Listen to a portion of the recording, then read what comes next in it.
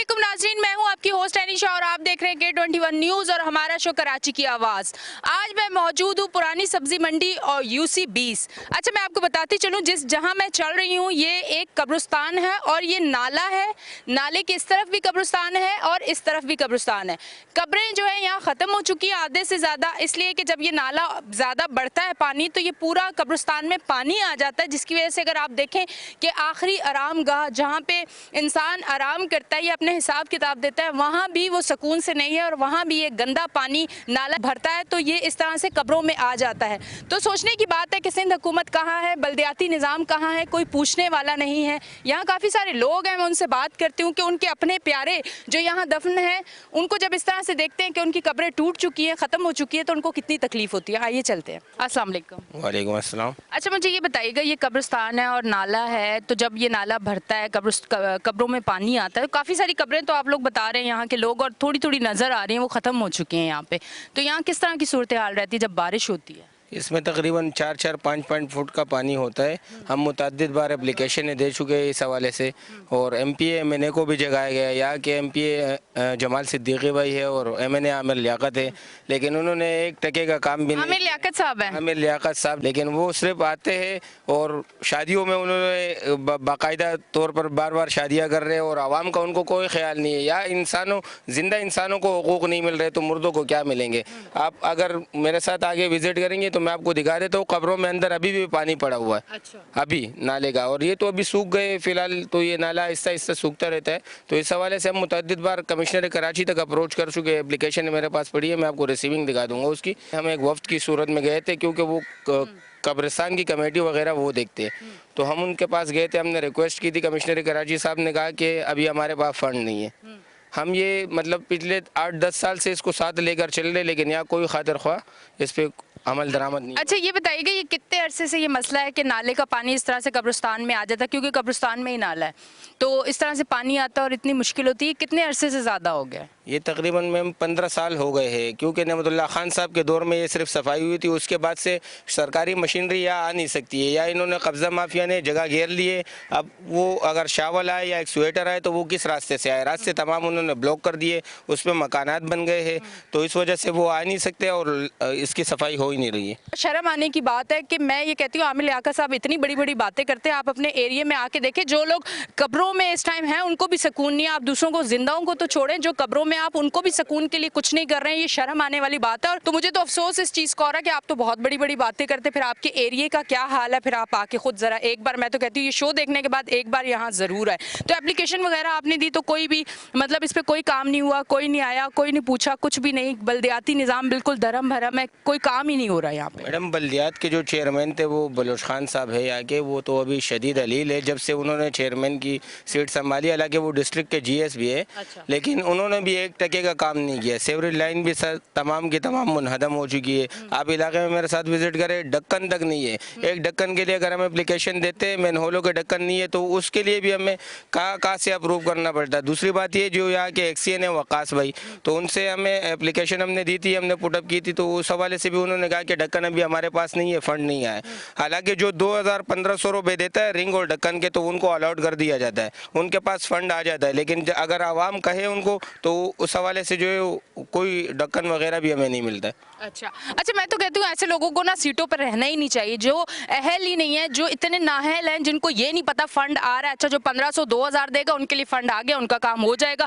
जो बेचारे गरीब मस्कीन लोग हैं वो अगर जाएंगे, उन जिनके वोटों से आप लोग आते हो, जिन सीटों पे आप आके बैठते हो, अगर वो आके आपसे रिक्वेस्ट करेंगे तो आपके पास तो फंड ही नहीं है। फिर ये सीटें भाई रखी हुई किस लिए? जब फंड नहीं है, काम आप नहीं कर सकते हो, सीटों पे सिर्फ बैठने के लिए आए हो कि खूबसूरत लग रहे हो या नहीं लग रहे हो। आवाम के लिए काम करना है तो अब सीटों पे रहना, वरना नहीं रहना, क्योंकि आवाम को जो है शऊर आ चुका है। अल्हम्दुलिल्लाह आवाम को यहाँ बड़ा शऊर आया है और आवाम इनके साथ शाना बशाना। अभी अल्हम्दुलिल्लाह यहाँ पे जितने भी काम हुए मैम, 2001 के इलेक्शन में नेमतुल्लाह खान साहब जब मेयर मुंतखब हुए थे, तो उन्होंने, टाउन नाजिम थे हमारे अब्दुल वहाब साहब, उन्होंने जो काम यहाँ किया है उसके बाद से मैं ओपन चैलेंज करता हूँ, कोई पार्टी अगर कहती है कि हमने काम किया तो हमें विजिट कराए या वो कागज़ों में भी दिखा देना तो हम मान जाएंगे। ये कागज़ सिर्फ जो है फाइनेंस डिपार्ट तक होते मैं हैं। आपको एक बात बताऊं, ये बड़े खिलाड़ी लोग हैं, ये कागजों में आपको बहुत कुछ दिखा देंगे। कागजों में जो हॉस्पिटल बने नहीं होते वो हॉस्पिटल चल रहे होते हैं, उनके फंड आ रहे होते हैं। ये बड़े खिलाड़ी लोग हैं। मैं आपसे यही कह रहा हूँ कि कागजात सिर्फ इनके फाइनेंस डिपार्ट तक होते हैं कि इतना इतना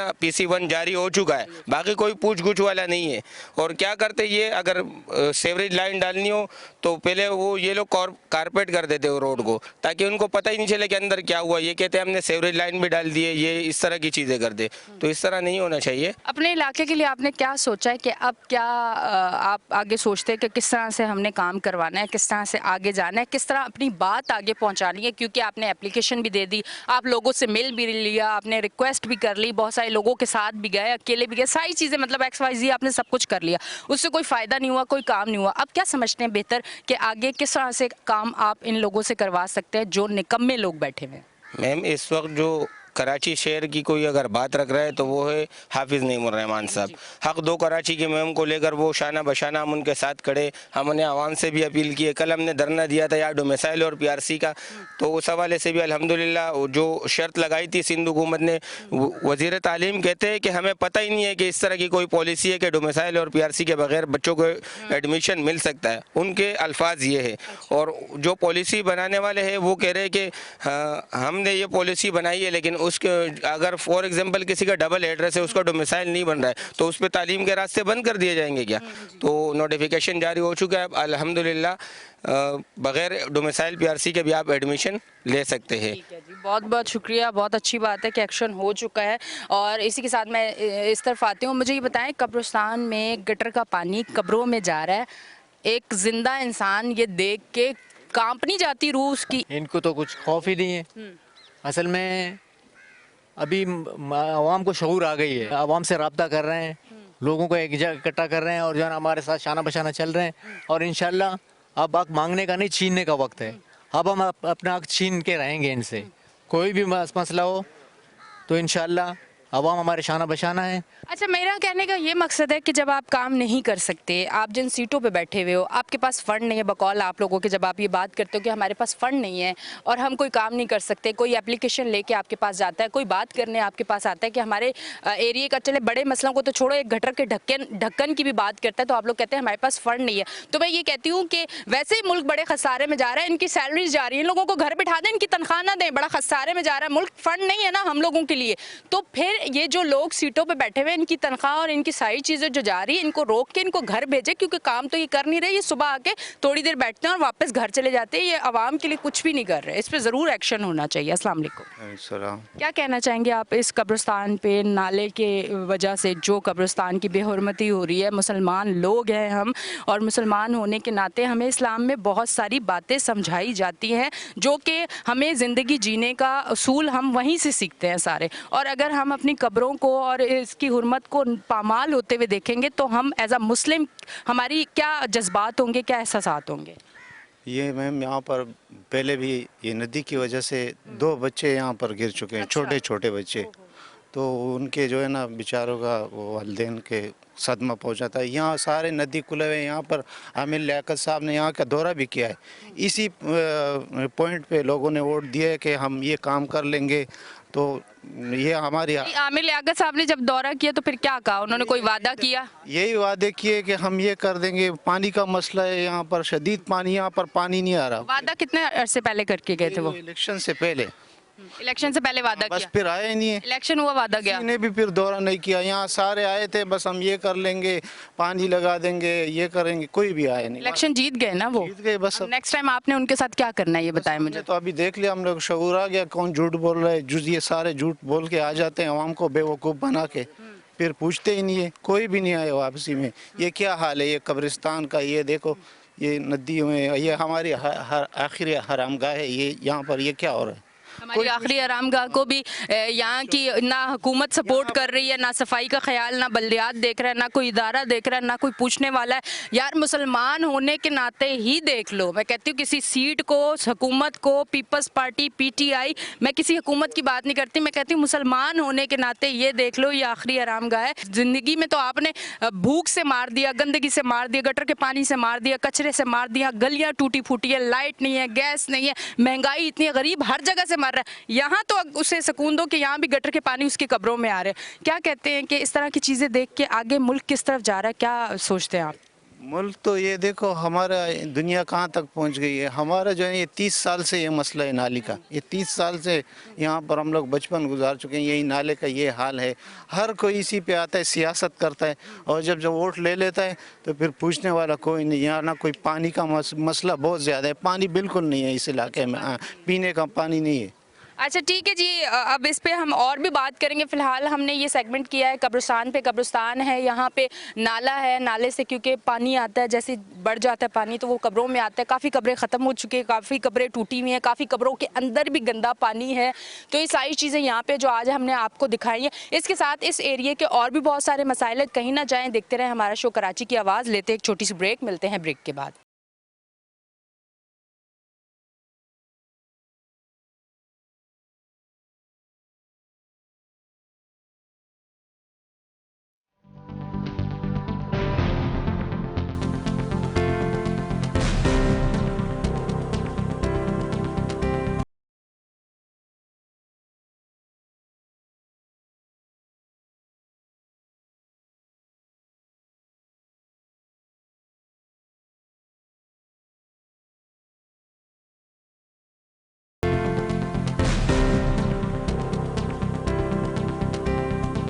वेलकम बैक जी नाजरीन, हम ब्रेक से वापस आ चुके हैं और आप देख रहे हैं हमारा शो कराची की आवाज़। मैं ज़रा इस तरफ बात करती हूँ। मैंने सुना है कि यहाँ पानी का भी बड़ा मसला है कि पानी यहाँ नहीं आता।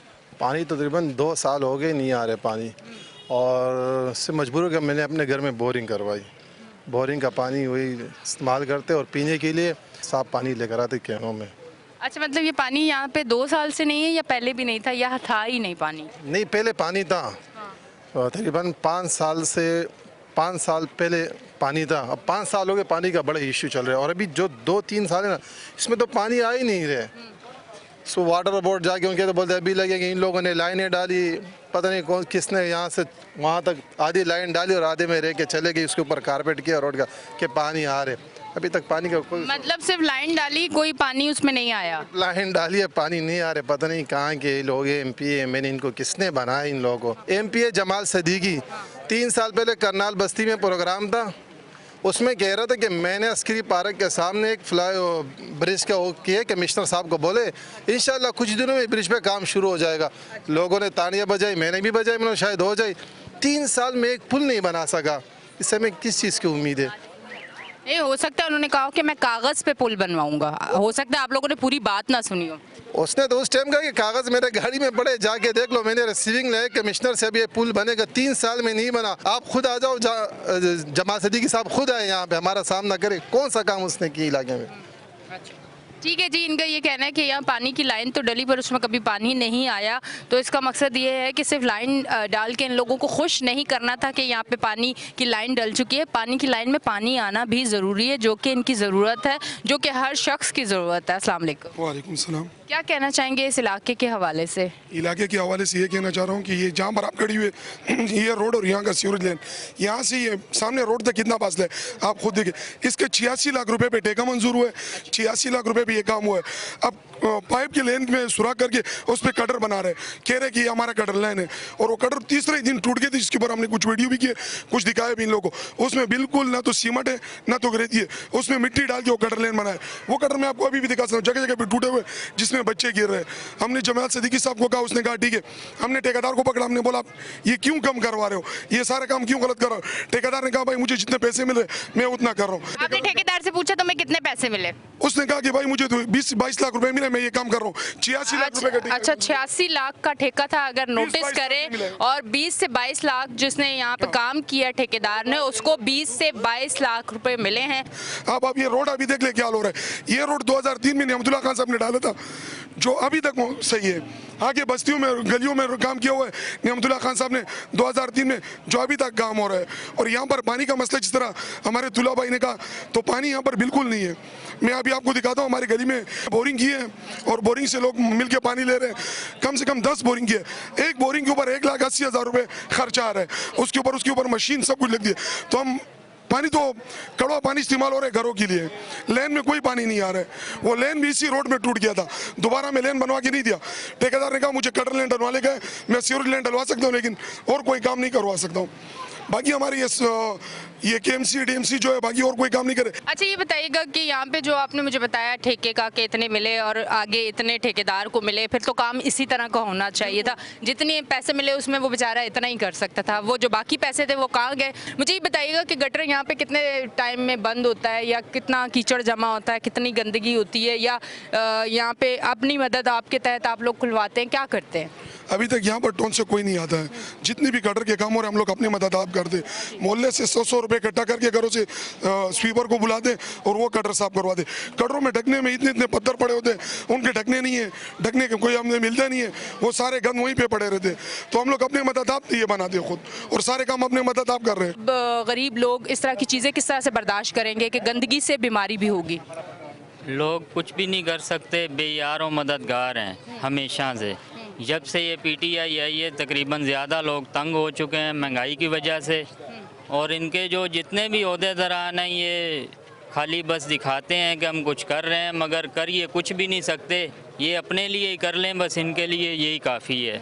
आवाम के लिए करना, डिलीवर करना इनका काम नहीं है। नहीं, पर यहाँ पे तो मैं आपको बताती चलूँ 18वीं तरमीम के बाद यहाँ तो पीपल्स पार्टी है, बल्दियात में भी पीपल्स पार्टी है, इधर भी पीपल्स पार्टी, तो यहाँ तो पीटीआई का तो कोई काम ही नहीं है। हाँ, एमएनए एमपीएस अगर पीटीआई के हैं तो उनको अलग से जो फंड मिला है वो अपने फंड से कुछ काम करवाना चाहें तो वो करवा सकते हैं। नहीं, ये कुछ भी नहीं कर सकते। जो इन्होंने अपना कानून अभी नाफिज किया है बल्दिया के निज़ाम पे, ये अपने लिए किया है। अगर कोई भी काम करवाएंगे हम करवाएंगे, पानी की लाइन डलवाएंगे तो हम डलवाएंगे, सीवरेज की लाइन डलवाएंगे तो हम डलवाएंगे, और पूरा प्रॉपर काम नहीं करेंगे, ये करते हैं ये। ठीक है जी, ये हर इंसान की अपनी सोच है, वो जो चाहता है वो स्क्रीन पे बोलता है, क्योंकि हमारा शो है कराची की आवाज़, और कराची के जो शहरी हैं, जो आम शहरी है, उनके जो जज्बात है, वो जिस तरह से जो बात अपनी करना चाहे वो हमारे कैमरे पे करते हैं और हम आगे तक पहुंचाते हैं। हमारा काम है कि इनकी आवाज़ आगे तक आप तक पहुँचाना। अब मैं इस तरफ आती हूँ, मैं भाई से बात करती हूँ। भाई, आप क्या कहना चाहेंगे? भाई यहाँ पे तो इस इलाके में यूसीबीएस में ख़ास तौर पर बिजली का, पानी का, मतलब जो भी बल्दियात के हिसाब से या कोई गवर्नमेंट की तरफ से, ना कोई सरकारी स्कूल है ना कोई डिस्पेंसरी है। मतलब ये है कि यहाँ के जो एमपी है या एमएनए है वो बिल्कुल कोई काम अब तक नहीं हुआ है, ना आज तक इस इलाके में कोई डिस्पेंसरी है। हालांकि ये हर रियासत का ये उसूल होता है कि उस शहरियों के लिए जो है ना सेहत और तालीम फ्री होता है। बदकिस्मती से यहाँ पे सिर्फ एक जिना अस्पताल है, दूसरी तरफ स्कूल है, प्राइवेट स्कूल है यहाँ पे बहुत सारी है, लेकिन उसकी जो तालीमी निज़ाम होता है, वो सिस्टम होता है, वो उसी तरह नहीं है। गवर्नमेंट की तरफ से कोई भी स्कूल नहीं है। आप इलाके के पूरे सर्वे कर लो, अगर कोई स्कूल आपको नजर आए। यहाँ पे गवर्नमेंट का कोई स्कूल नहीं? स्कूल नहीं है, कोई डिस्पेंसरी नहीं है। बस ये है कि बस सब अल्लाह के आसरे बैठे हुए। पानी की लाइन बिल्कुल ख़त्म है, सीवरेज लाइन नहीं है, रोडों के सामने, रोड की हालत आपके सामने। बस ठीक है जी भाई, बहुत बहुत शुक्रिया। अब इस तरफ मैं आती हूँ, आप क्या कहना चाहेंगे? अस्सलाम वालेकुम। सबसे तो पहले बिस्मिल्लाहिर्रहमानिर्रहीम।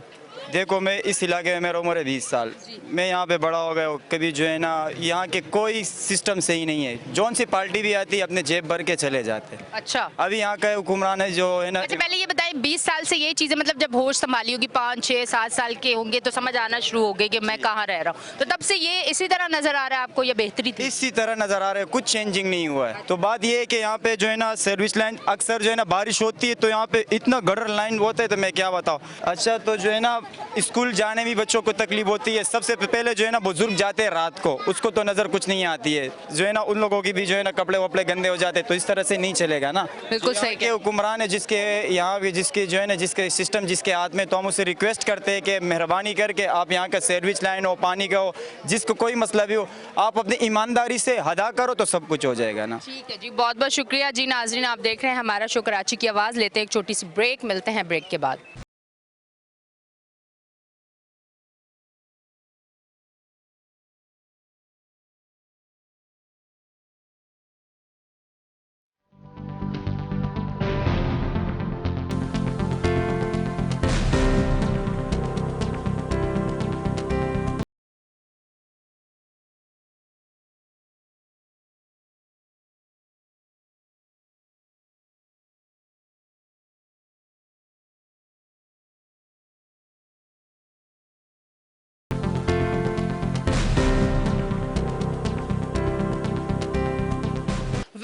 जी नाज़रीन, हम ब्रेक से वापस आ चुके हैं और आप देख रहे हैं हमारा शो कराची की आवाज़। मैं आपको बताती चलूं कि इस टाइम मैं नाले के ऊपर खड़ी हुई हूँ और ये आसपास जो है घर हैं। जब बारिश होती है या पानी का बहाव ज़्यादा होता है तो इन घरों में पानी भी आता है और हो सकता है कि जब ज़्यादा बारिश होती हो, मुझे ऐसा लगता है कि शायद इन लोगों को शिफ्ट भी होना पड़ता होगा। ये मैं यहाँ के जो लोग रहते हैं मैं उनसे पूछूंगी कि इस नाले की वजह से उनको कितनी मुश्किलात आती, क्योंकि सेहत के असूल से अगर मैं देखूँ तो ये नाला है, इसमें गंदगी है, स्मेल है, यहाँ मच्छर भी होते होंगे। यहाँ जो ये बच्चे प्यारे प्यारे आपको नज़र आ रहे हैं, साथ में इनका घर है, इनको बीमारियां भी होती होंगी क्योंकि यहीं से मच्छर शाम को जाते होंगे और इन लोगों को काटते होंगे और बहुत ज़्यादा मुश्किल इन लोगों को पेश आती होगी। आज हम नाले के ऊपर खड़े होकर ये शो इसलिए कर रहे हैं ताकि आप लोगों को पता चले कि ये कितनी तकलीफ दे अमल है कि एक इंसान अपने घर सुकून से नहीं रह सकता। इस नाले के पास प्यारे प्यारे मासूम खूबसूरत बच्चे, अगर आप स्क्रीन पे देखें तो आपका दिल जल जाए कि ये लोग यहाँ रह रहे हैं और किस अजियत और किस मुसीबत से ये लोग रह रहे हैं। भाई मुझे ये बताइएगा, जब ये बारिश होती है तो कितना पानी घरों में आता है?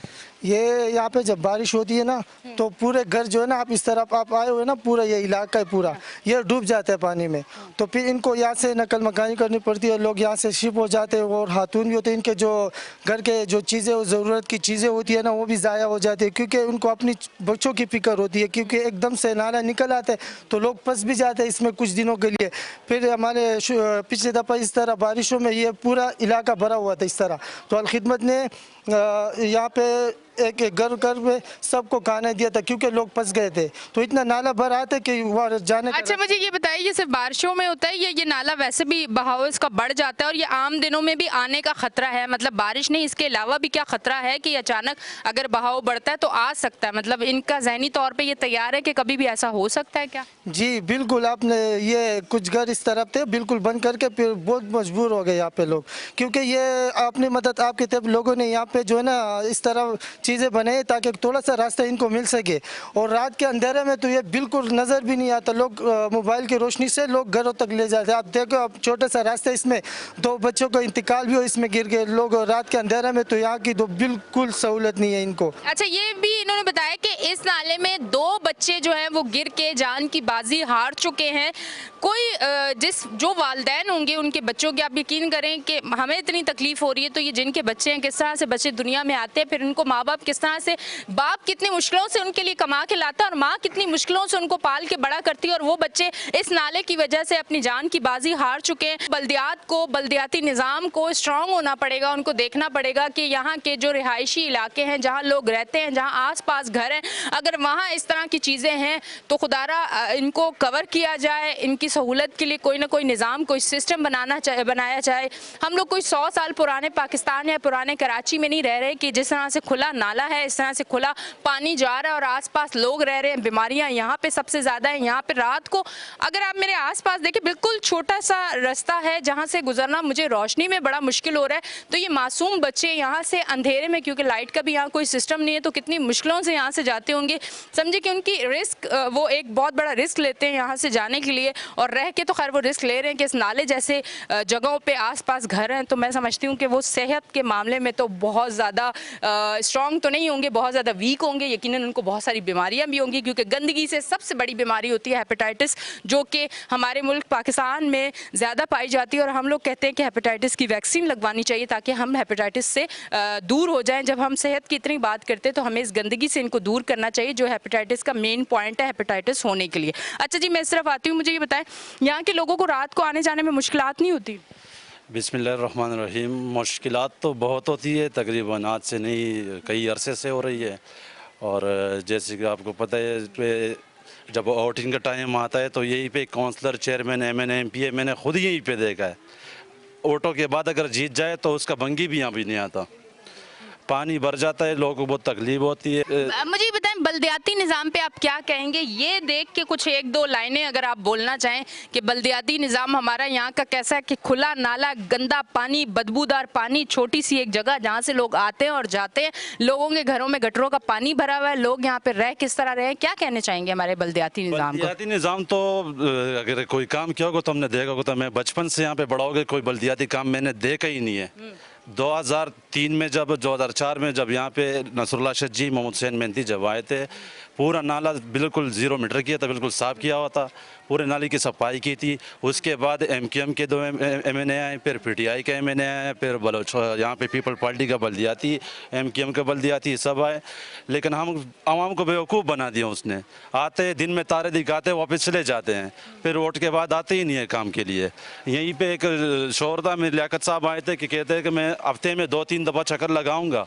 आज 4था साल चल रहा है इलेक्शन का, हमें लियाकत दूर दूर तक दिखाई नहीं दे रहा। ठीक है। अच्छा, वैसे ये इस नाले के साथ अगर प्रोटेक्ट करना चाहें यहाँ के रिहायशियों को, तो इस नाले के लिए क्या मतलब ऐसा करना चाहिए कि ये नाला यहाँ के जो करीबी रिहायशी हैं उनको प्रॉब्लम ना हो, इसकी वजह से प्रोटेक्ट करने के लिए कोई ऐसी सजेशन जो आप हमारे देखने वालों को या जो आला ओहदे पे हैं जिनको इतनी नॉलेज नहीं है कि आप अपनी आवाम को इन चीज़ों से कैसे सेफ रख सकते हैं? देखिए जी, अगर कोई ईमानदार बंदा है तो वो काम करेगा। अब तक अभी तक कोई ईमानदार यहाँ ही नहीं है।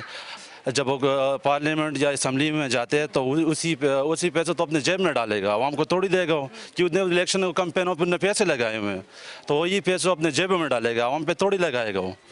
अच्छा जी, मैं आपको बताती चलूँ कि ये जो थोड़ा सा पीछे है वो भी आपको फुटेज में अभी नज़र आ रहा होगा कि ये घर की दीवारें हैं जहाँ से नाला गुजर के आ रहा है, यानी कि बुनियादों में भी पानी जा रहा है, इनकी बुनियादें भी खोखली हो रही है। ये घर अल्लाह ना करे गिर भी सकता है, यहाँ बहुत बड़ा जानी नुकसान भी हो सकता है इस नाले की वजह से। कुछ ना कुछ बल्दियाती जो हमारा निज़ाम है उनको यहाँ पे बल्दियाती इदारे में उनको इस एरिया में आके विजिट करना चाहिए और देखना चाहिए कि यहाँ के लोगों को हम इस नाले से जो प्रॉब्लम्स है उसको किस तरह से सेफ किया जा सकता है। ये आप पीछे देख रहे हैं ना, बिल्डिंग और पानी नीचे। जी बिल्कुल, यहाँ पे आपने जो पहले बताया 2 बच्चे गिरे थे, 2 नहीं थे 4 गिरे थे, एक बच गए थे उसमें और 3 मर गए थे उस वजह में।